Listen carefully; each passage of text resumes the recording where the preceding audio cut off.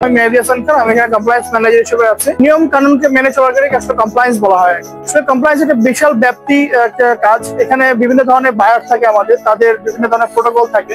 সেই প্রোটোকলে আদৌ তারা সবসময় প্রাধান্য দেয় হেলথ এন্ড সেফটি ট্রেনিং কে, তারা প্রাধান্য দেয় ফায়ার সেফটি ট্রেনিং কে, তারা প্রাধান্য দেয়।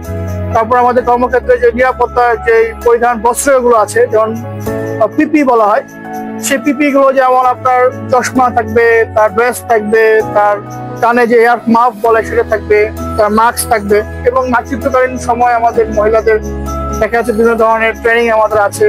তারপর আইন কানুন নিয়ে আমাদের বিভিন্ন ট্রেনিং আছে। তো আমাদের টোটাল ইন অ্যারাউন্ড বায়ার বলেন, আইন বলেন, অডিট বলেন, এই ধরনের প্রত্যেকটা সময় আমরা একটা ট্রেনিং এর মধ্যে দিয়ে আমাদের শ্রমিক ভাই বোনদেরকে নিয়ে যাচ্ছি। তো আমাদের প্রথম থেকে একটা কনসার্ন ছিল যে আমাদের ফায়ার সেফটি, ইলেকট্রিক্যাল সেফটিতে আমরা জিরো অ্যাক্সিডেন্ট চেষ্টা করবো, এবং সেই আলোকে আমাদের এখানে পূর্ণাঙ্গ সেফটি টিম আছে, সেফটি কমিটি আছে, এবং আমাদের ইলেকট্রিক্যাল একটা স্ট্রং টিম আছে, ফায়ারের স্ট্রং টিম আছে, কমপ্লায়েন্সের তো অবশ্যই আমাদের টিম আছে।